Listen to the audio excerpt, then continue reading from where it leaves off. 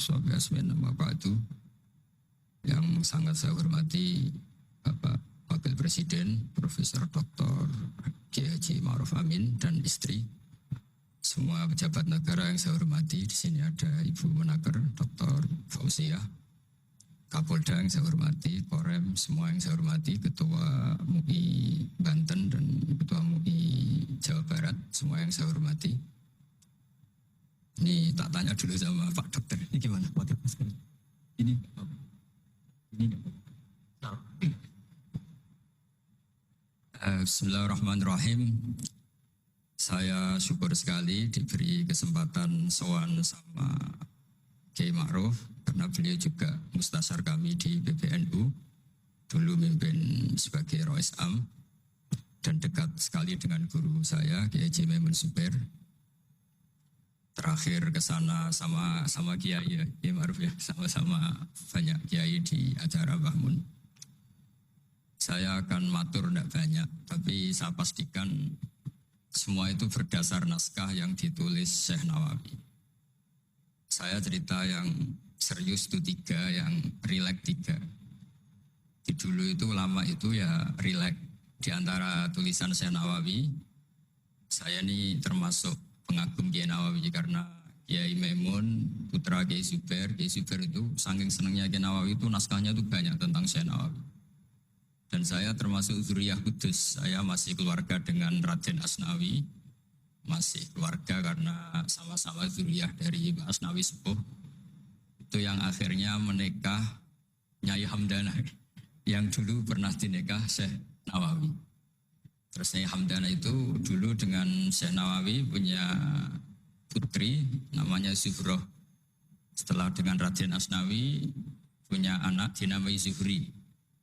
Punya zuriyah, ada yang namanya Kiai Minan, Kiai Niam, terus punya anak-anak. Di antaranya Kiai Hafid yang jadi menantu keluarga Saran. Saya kalau boleh cerita, saya ini khatam Tafsir Munir itu 3 kali. Dulu ngaji di Sarang 2 kali. Terus belajar sendiri, terus mentakriri. Takriri itu beri catatan-catatan yang untuk meneguhkan satu rilis ya, atau satu tag atau satu ibarat yang diinginkan Syekh Nawawi. Saya beri beberapa contoh dan ini dipraktekkan di Indonesia. Orang Indonesia itu mesti hafal Fatihah dan semuanya merasa pintar. Itu ya barokahnya Syekh Nawawi, karena kata Syekh Nawawi itu semua Quran dikumpulkan di Fatihah. Fatihah itu dikumpulkan di Bismillah. Nah, Bismillah itu dikumpulkan di Ba. Baknya saja masih dikorting di titiknya saja. Jadi kalau orang bisa titik itu sudah menguasai satu Quran. Karena pikirannya Syekh Nawawi itu semua Quran itu menerangkan tauhid, dan tauhid itu dimulai dari ba. Ba itu bi kana makana wa bi yakunu mayakun. Jadi karena saya, kata Allah, yang ada menjadi ada, yang enggak ada juga menjadi akan ada kalau Allah menghendaki wujud. Sehingga dulu Syekh Nawawi itu sudah sukses membuat pikiran kita itu rileks. Kalau nggak bisa Quran semuanya ya Fatihah. Kalau Fatihah nggak bisa ya baca Bismillah. Setidaknya orang Islam itu nggak boleh tercerabut dari Quran. Sehingga saya kalau baca teks-teksnya Syekh Nawawi itu punya pengaruh besar di cara pandang kiai-kiai Indonesia. Di antara yang paling monumental, dan setelah ini saya akan tidak menambahi juga tidak mengurangi, adalah Syekh Nawawi cara menganalisis surat Ar-Rum. Di Indonesia itu menerima faham beragama, tapi tidak menerima faham ateis. Itu dulu zaman Rasulullah SAW Sugeng, itu ada kekuatan besar yaitu Romawi dan Persia. Singkat cerita, Persia ini tanpa nabi, tanpa kitab suci. Yang Romawi ini punya nabi dan punya kitab suci. Meskipun versi mereka. Ketika orang Persia mengalahkan Romawi, itu nabi terus dicibir, diolok-olok sama orang kafir Mekah. Muhammad, kawan kamu yang punya kekuatan langit, maksudnya punya kitab suci, ternyata kalah. Paling kamu juga kalah dengan kita yang tanpa pegangan langit. Nabi itu susahnya minta ampun. Karena Nabi tidak bisa membayangkan kalau kehidupan manusia itu tidak dipandu agama, tidak dipandu kitab suci. Meskipun zaman itu ya Romawi itu tidak Islam. Kemudian kata Nabi diberitahu Allah Ta'ala, antara 3 sampai 9 tahun pasti Romawi akan mengalahkan Persia. Dan itu enggak dianggap kemenangan Romawi mengalahkan Persia, tapi menangnya ahli kitab, orang yang berpegangan kitab suci mengalahkan orang yang tidak berpegangan kitab suci. Dan saat itu Allah ngendikan wa yauma idzi yafrahul mu'minun, di hari kemenangan Romawi mengalahkan Persia atau kemenangan ahli kitab terhadap non ahli kitab, itu orang mukmin itu senang sekali. Sangat senang. Ini saya baca di tagnya Syekh Nawawi supaya di sini Anda tidak mendengarkan pendapat saya, memang benar-benar mendengarkan apa yang dikatakan Syekh Nawawi. Saya baca tidak ya niru-niru Kiai Ma'ruf. Tadi beliau masih ngendikan secara fasih, ngendikan usul fikih, kaidah fikih, karena ilmu beliau dengan kita ini bersanad yang sama. Dulu Mbah Mun ngaji Mbah Karim yang ngaji Mbah Hasyim. Jadi Mbah Hasyim ngaji Syekh Khalil. Kalau saya lewat sanad kudus ya diantaranya saya lewat Syekh Nawawi Al-Bantani. Nanti saya baca beberapa sanad Syekh Nawawi. Kata Syekh Nawawi Al-Bantani, beliau ngendikan wa yauma idzi yafrahul mu'minuna bi nasrillah wa yauma idz yahlibur rumu ala farisa yafrahul mu'minuna bi taghlibillah man lahu kitabun ala man la kitabalah wa yafrahuna bi walabatihim al musyrikin bi badrin. Jadi bangsa Indonesia itu terbiasa berkawan sama orang yang beragama, tapi tidak biasa berkawan dengan orang-orang yang tidak beragama. Itu karena Imam Nawawi mengatakan, Syekh Nawawi, wa naktubu ma qaddamu wa atharuhum, pikiran besar Syekh Nawawi adalah ketika orang Romawi mengalahkan Persia, itu cara berpikir Imam Nawawi itu mengalahkannya orang yang berkitab, mengalahkan yang tidak berkitab. Jadi ini bukan pendapat saya, juga bukan pendapat siapapun, tapi murni saya baca teks yang dari Syekh Nawawi. Sehingga kita secara psikologi, kita ini kan misalnya saya aja lah contohnya. Misalnya saya miskin, ada petinju, orang miskin kulit hitam bersama orang kaya. Kalau yang menang yang miskin tuh ikut seneng, padahal ya tidak ikut menang. Karena kayak terwakili. Dulu kata Syekh Nawawi, itu juga pikirannya begitu. Ini saya baca ini kata Syekh Nawawi. Misalnya seperti itu zaman itu. Wa sababu nuzuli hadil ayat annahu kana baina Faris war Rum qitalun. Wa kana al musyrikun yawadduna antaghliba farisu ar-Ruma. Di anna Faris kana majusian ummiyin wal muslimuna yawadduna ghalabatar Rum ala Faris liqaunihim ahlal kitab.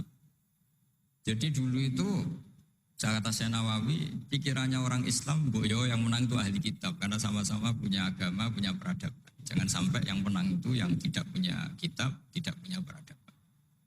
Jadi itu saya yakin yang mengilhami para guru kita, para kiai-kiai kita bikin Pancasila, diantaranya yang membentuk Pak Karno, karena Pak Karno ya dulu ngaji sama Agus Praminoto, ngaji sama orang-orang pinter. Kita ini berketuhanan. Jadi itu ciri khas Syekh Nawawi di antaranya. Kemudian beliau menganalisis kemenangan. Kemenangan itu ketika orang Islam sudah kuat. Di halaman 424. Ini nanti kita bisa tinggal di sini sebagai hadiah sama Gus Syauqi sama keluarga besar Pondok Tanara. Nabi itu orang yang nggak suka duniawi, tapi kenapa sih Nabi harus menang? Nabi Sulaiman akhirnya menang, Nabi Dawud akhirnya menang, Nabi Ibrahim ya akhirnya menang, Nabi Musa akhirnya juga menang, dan Rasulullah SAW juga akhirnya mengalami kemenangan. Itu cara menganalisis Syekh Nawawi Al-Bantani. Kata beliau, iqamati alamatir riyasah, supaya kepemimpinan Islam itu kelihatan. Fala yabqa mayaqdiru alal ikrah alal kufri. Jadi kalau kita menang, baik secara politik maupun ekonomi atau kultur, setidaknya tidak ada lagi kekuatan manapun yang memaksa kita untuk menjadi kafir atau menjadi salah. Kita tahu misalnya di beberapa negara di Eropa, barokahnya orang Islam kaya, ya pemain bola dulu tuh kalau puasa susahnya bukan main. Gara-gara klubnya dibeli umat Islam itu, malah cari tukang adzan di stadion itu, karena yang punya sudah orang Islam. Itu contoh kekuatan ekonomi. Dulu kita mungkin mengalami pengajian itu kayak apa susahnya. Sekarang ketika banyak orang-orang yang dari dunia kiai cakep, ya, sekarang ya nggak nyaman. Jadi di antara alamatnya tamkinu hadatin adalah wala yumakkinanna lahum dinahumul ladzi irtadha lahum wa la yubaddilannahum min ba'di khaufihim amna. Ciri utamanya adalah tamkin fil ard. Merasa beragama itu nyaman, tidak ada yang enggak. Itu zaman itu Senawi sudah menganalisis kenapa sih Nabi harus menang. Kata beliau supaya la yabqa mayaqdiru alal ikrah alal kufri. Ini tafsir di ayat wa yahdiyaka siratan mustaqima ketika Syekh Nawawi menerangkan kenapa Nabi harus menang di halaman 424 surat Al-Fatih. Jadi itu sisi-sisi betapa Syekh Nawawi itu luar biasa. Terus menyangkut kiblat. Dulu ramai sekali di Indonesia kalau kiblat harus presisi betul, harus ditertibkan betul. Tapi ternyata masjidnya para wali dan para orang-orang soleh itu ya kayaknya asal madep mulon itu ada yang komentar itu kenanya Afrika atau Mesir entahlah. Tapi Imam Syekh Nawawi zaman itu ngendikan setelah beliau cerita presisi, beliau ahli falak. Saya tahu banyak keahlian beliau falak karena saya punya kitab gurunya Syekh Nawawi. Namanya Syiarus Salikin, itu karangan guru beliau, Syekh Abdus Somad. Itu kata beliau selain menukil pentingnya presisi kiblat, tapi beliau tetap menukil itu ngutip Waruwiya an Ibni Abbasin annahu qol al-baitu qiblatun li ahlil masjid wal masjid qiblatun li ahlil haram wal haram qiblatun li ahlil masyriq wal maghrib. Wa hadza qaulu Malik. Jadi karena orang Jawa itu rata-rata kiai itu mesti baca tafsir Munir sehingga ya dianggap enteng saja. Ya sudahlah pokoknya kira-kira madhep mulon itu. Karena kalau masjid dipresisikan detail, nanti pertanyaannya juga yang sudah mati-mati harus dipresisikan karena wajib madhep kiblat itu tidak hanya sholat tapi juga orang yang sudah meninggal itu bisa ribet itu. Ya kalau yang mbahnya wali jenazahnya masih utuh, kalau yang enggak wali kan sekeliwat itu karena sudah enggak ada bentuknya. Makanya dulu ada guyonannya kiai mau dipindah itu kutunya enggak boleh. Jangan, kalau mbah saya wali saya keren, jasadnya utuh. Kalau mbah saya enggak wali. Jadi ya, tapi apapun itu saya cerita betapa efek dari pikiran besar Syekh Nawawi itu mempengaruhi kita sehingga dulu masjid-masjid, musola-musola itu ya tetap hati-hati lah, tapi ya tetap saja agak longgarnya lah, ada longgarnya karena beliau tetap mengutip wal haram qiblatun lil adil masyriq wal maghrib. Jadi tidak hanya Mekah dengan makna Ka'bah atau dengan makna Masjid Haram tapi semua tanah. Dan itu bisa 25 atau 20 kilo persegi. Kemudian ini biar benar-benar halnya Syekh Nawawi. Jadi saya tidak cerita pikiran saya tapi murni cerita Syekh Nawawi, murni cerita Syekh Nawawi. Saya punya naskah banyak karena memang saya nekuni betul. Saya khatam, kalau enggak 3 kali saya khatam tafsir Munir. Ketika beliau menafsirkan fa inna hizballahi humul ghalibun. Ini favorit saya di Syekh Nawawi. Pasukan Allah itu pasti menang, ya. Pasukan Allah itu pasti menang. Tapi beliau dengan unik menjelaskan ya ini supaya benar-benar Syekh Nawawi ya tidak menambahkan, tidak mengurangi. Di halaman 278. Jadi ngaji pakai kitab itu untungnya 2. 1 mengutip, 2 terus gak usah mikir gitu. Jadi pada saat saya mikir nanti salah di depan Pak Wapres, di depan orang-orang pinter malah sakit atau goblok gitu. Tadi kalau nukil kan aman. Paling salah baca. Kayaknya enggak lah, saya pernah ngaji 3 kali. Kayaknya enggak. Tapi kalau misalnya salah itu apa-apa. Bismillahirrahmanirrahim. Fa inna hizballahi humul ghalibun. Kata Syekh Nawawi, wa may yattakhidum terus hum al-ghalibuna ala a'daihim bil hujjah. Fa innaha mustamirratun abadan.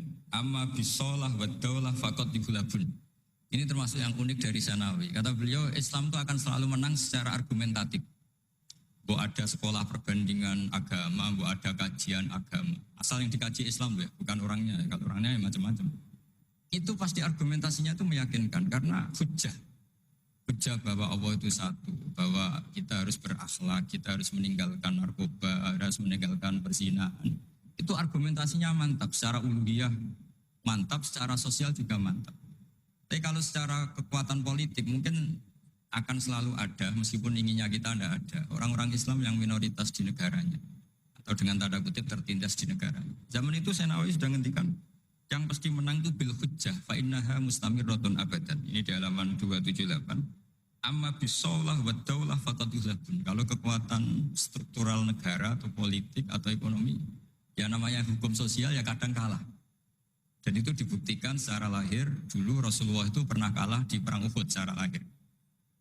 Ya karena itu fisik. Tapi kalau argumentasi logika Islam itu tetap kul falillahil hujjatul baligh. Logika Islam adalah logika yang kelima. Saya kalau didatangi beberapa dosen dari Jogja, saya sering cerita. Logika Islam yang paling kelima itu diantaranya saya sering memberi contoh. Ini misalnya saya megang kertas, ini besi. Pasti orang itu bilang besi sama kertas itu kuat besi. Tapi Anda salah. Secara materi memang besi lebih kuat ketimbang kertas. Tapi masalahnya yang mengendalikan saya ingin menghancurkan besi sementara ingin menyimpan kertas. Artinya Islam itu mengajarkan kita itu kabeh biadillah. Apa artinya besi kalau di bawah rencana dihancurkan? Apa lemahnya kertas ketika rencananya diabadikan? Ini pentingnya Islam. Artinya apa? Ketika Islam bilang al-amru biadillah, itu tidak bisa ditawar. Meskipun apapun kekuatannya tetap menang Allah. Seperti tadi, saya megang besi sama megang kertas. Orang tak tanya pasti bilang kuat besi. Tapi kata saya, Anda keliru. Karena saya punya rencana menghancurkan besi, mengabadikan kertas. Artinya Islam itu mengajari tadi seperti yang dikatakan Kiai Ma'ruf, la haula wala quwata illa billah. Apapun ilmu kita harus digarisbawahi secara materi kuat besi, secara materi kertas lebih rentan. Tapi harus ditambahin, tapi hakikatnya terserah yang mengendalikan. Jadi di sini Islam mensifati Allah biyadihi malakutu kulli syai'. Ya terserah Allah. Jadi teori la haula wala quwata illa billah itu tidak perlu diperbandingkan atau diperbenturkan dengan teori usaha. Kalau ada penyakit ya kita usaha. Ada di kitab Ihya, di kitab Dawa itu diterangkan Nabi Musa itu pernah sakit karena beliau merasa dekat sama Allah itu gak berobat, tambah sakit, tambah dikasih nasihat. Para dokter tetap gak mau berobat. Akhirnya Allah sendiri yang ngasih tahu, udah kamu berobat saja. Bukankah terserah jenengan Gusti? Terus kata Allah, apa kamu mau bilang saya bikin sesuatu itu udah ada gunanya? Masa Allah bikin jahe ditanya, apa betul Gusti ini menghasilkan badan? Saya tidak tahu. Saya bikin juga enggak jelas. Kan enggak mungkin seperti itu. Tetap kata Allah, fa'ena atau hikmati. Lalu hikmah saya bikin sesuatu dengan fungsi tertentu, lalu gunanya apa? Kalau semuanya tidak ada gunanya. Semenjak itu Nabi Musa percaya atau mau ikhtiar dengan obat. Tapi obat saja tidak cukup. Tetap al-amru biyadillah. Saya sering kalau ngaji bilang, kita takut COVID, ternyata nyuwun sewu mati kita kecelakaan. Kita takut penyakit tertentu membunuh, ternyata mati kita kesetrum listrik. Tetap kita butuh tawakal.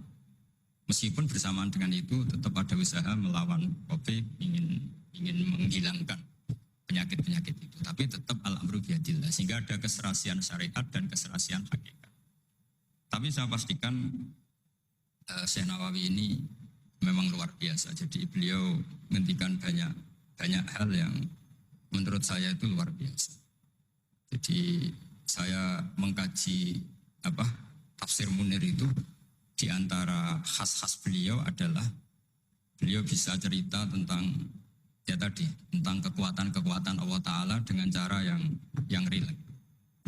Kemudian kenapa kiai-kiai Indonesia itu ngadepi orang fasik itu tenang, tidak langsung antipati seakan-akan fasik selamanya.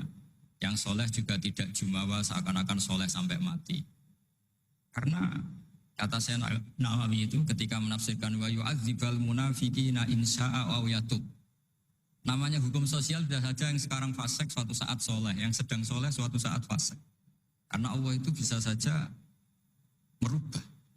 Orang munafik yang kayak apa biadabnya, kayak apa salahnya, itu Allah ketika cerita tentang dirinya wa yu'adzibal munafiqina insya'a. Allah ya bisa saja menyiksa orang munafik insya'a. Tapi tetap ada kemungkinan aw yatuba atau Allah memberi tobat. Nah barokahnya itu kadang-kadang kita sebagai GNU itu dikritik gak jelas. Ya kita memang gak mungkin jelas, memang potensinya ya yang sedang soleh ya bisa salah, yang sedang fasik ya bisa benar kan. Karena al-amru biyadillah. Itu ciri khasnya Nawawi. Jadi beliau dan itu membentuk kita semua di halaman 251 juz 2 beliau ngendikan haitsu razaqahum al-iman. Sehingga ya mereka bisa saja suatu saat dikasih iman. Jadi itu contoh-contoh Kemudian di halaman 288 ketika nah ini biar benar-benar kholnya Syekh Nawawi saya ada memang saya persiapkan khusus karena saya memang nggak perlu nyari karena saya punya takriran lengkap tentang tafsir Munir. Jadi saya hanya butuh kutip, butuh memindah saja. Karena naskah itu sudah ada di rumah, terus ini tak pindah di sini dan rencana kitab ini tak tinggal di sini memang untuk hadiah kepada Gus Syauqi. Ketika Syekh Nawawi cerita tentang wala tajidanna aqrabahum mawaddatan lil ladzina amanu ladzina qalu inna nasara. Jadi suatu saat di komunitas yang kamu adepin itu kamu akan menemukan orang yang alyan. Alyan itu lebih rileks, lebih ya cara bahasa sekarang mungkin lebih simpati. Jadi orang Indonesia itu lebih simpati pada agama tertentu daripada yang lain. Misalnya kata Syekh Nawawi ngendikan waqad qala ba'duhum madzhabul yahud annahu yajibu alim isalu syarri ila man khalafahum fiddin. Terus betul ketika beliau cerita yang satunya wa aman nasara falaysa madzhabum dzalik balil idza haramun fi dinihim. Fahada wajib tafawud. Jadi akhirnya orang Indonesia itu terbiasa dengan seperti ini karena dulu Syekh Nawawi sudah bilang. Jadi betapa Rasulullah itu lebih ingin yang menang itu yang masih punya agama. Jangan sampai yang nggak punya agama itu menang.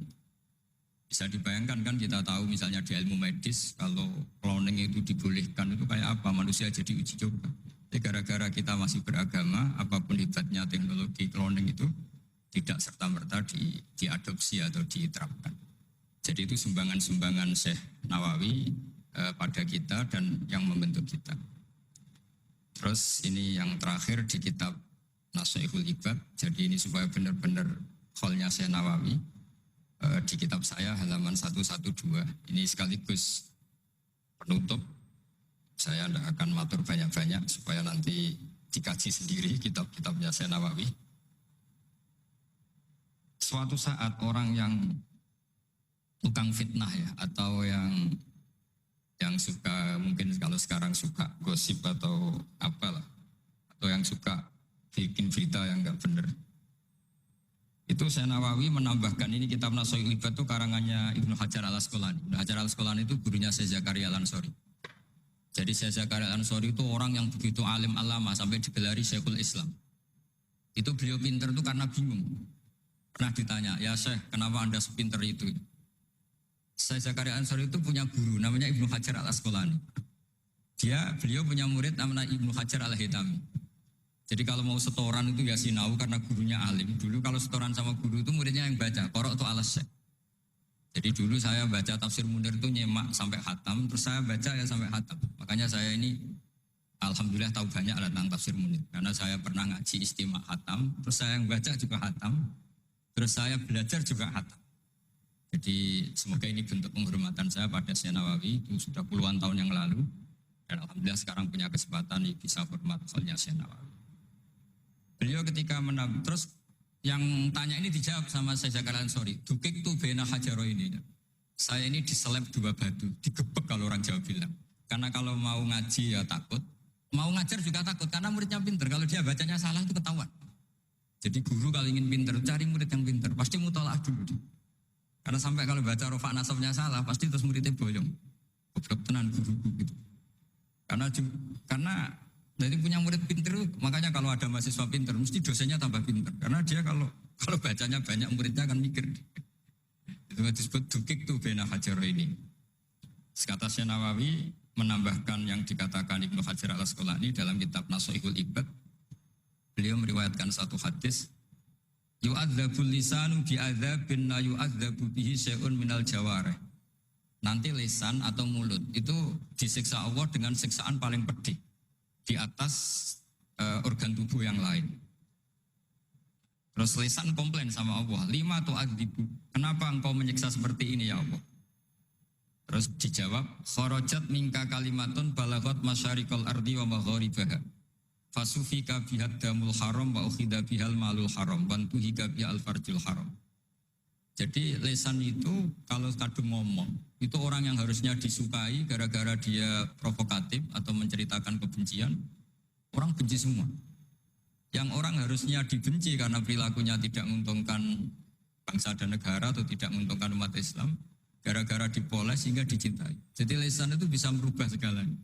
Jadi sekali dia punya kesalahan, kata Syekh Nawawi, sesuai riwayat yang beliau riwayatkan, dan beliau ngendikan itu ruwiyah, An-Nabi sallallahu alaihi wasallam, beliau ngendikan bahwa ini diriwayatkan dari Nabi, kharajat minki kalimatun balagot atau kharajat minka kalimatun balagot masyariqal ardi wa magharibaha. Fasufikat biha damul haram wa ukhidha biha al-malul haram. Jadi ini sumbangan-sumbangan Syekh Nawawi yang kemudian membentuk kita. Jadi saya ulang lagi, mungkin para pengkaji naskahnya Syekh Nawawi tolong dibaca surat Ar-Rum. Surat Ar-Rum itu dulu Nabi itu masih belum kuat, masih di Mekah, dihimpit kekuatan besar, yaitu kekuatan Romawi dan Persia.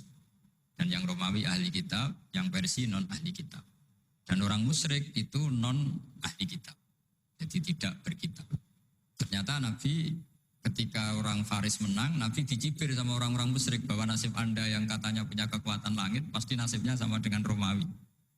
Tapi ternyata Allah akhirnya memenangkan Romawi, dan ketika Romawi yang menang, ini oleh Syekh Nawawi ditafsirkan kemenangan yang punya kitab. Bukan ditafsirkan kemenangan apa? Romawi, tapi kemenangan yang berpegangan kitab, itu lebih menyenangkan bagi umat Islam. Karena bagaimanapun yang punya kitab ini jauh lebih berperadaban, lebih beretika.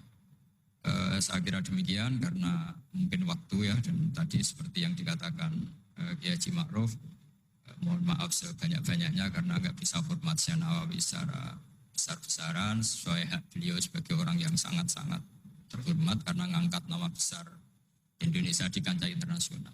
Terakhir saya tutup kata Mbah Maimun itu, ketika Andalusia kalah, padahal dulu melahirkan pengarang-pengarang kitab besar kayak Imam Qurtubi, Ibnu Malik, itu kata Mbah Mun, jika genti Indonesia katanya, kata Allah itu gak ridho kalau orang Islam di belahan sana kalah kecuali ada penggantinya, katanya penggantinya itu Indonesia, kata beliau. Buktinya kita tidak berbahasa ibu Arab, tapi banyak melahirkan pengarang-pengarang kitab dengan al-fasohah fi nihayatil ulya. Karangannya Syekh Nawawi, Syekh Mahfud At-Turmusi itu punya tingkat fasohah yang setingkat bahasa aslinya. Makanya ada Syekh Khotib Minangkabau itu namanya Muhammad. Dia orang Indonesia, orang Minangkabau. Tapi ketika dipek mantu orang Arab dicibir. Kamu kok punya menantu orang Ajam? Orang Ajam itu dianggap gak bisa ngomong. Beliau secara spontan gak dikasih tahu, disuruh khutbah. Ternyata beliau takallama bilisanin fasih wa bikalamin fasih wa bikalamin baligh. Akhirnya orang-orang Mekah itu kagum semua. Makanya terus dapat gelar Muhammad Khotib. Jadi dia khotib itu gelar karena ini ajamiyun min ahli Jawa atau min ahli Indonesia yang bisa menghentikan bahasa Arab secara apa? Fasih. Jadi semenjak itu terus ada gerbong besar setelah Syekh Nawawi itu banyaklah, ada Abbas Soleh Darat, ada Syekhona Khalil, terus Top Kosania ada Syekh Mahfud, macam-macam, terus Top Kosalisa ada Mbah Hashim, ada Mbah Wahab, ada Raden Asnawi dan seterusnya dan seterusnya. Semoga kula jenengan termasuk orang-orang yang mencintai beliau. Karena sanad saya tadi saya matur sama Kiai Haji Ma'ruf, memang sanad Qadiri itu dulu dari sini, dari kakeknya Mbak Ma'ruf, dari Mbak Karim. Saya juga tahu itu karena sering dikasih tahu para mursyid thariqah. Dan itu tadi kita sempat baca di Bahjatul Wasail, memang beliau itu Al-Qadiri, jadi apa, Asy-Syafi'i madhaban wal Qadiri apa, thariqatan. Oke, mohon maaf. Assalamualaikum warahmatullahi wabarakatuh.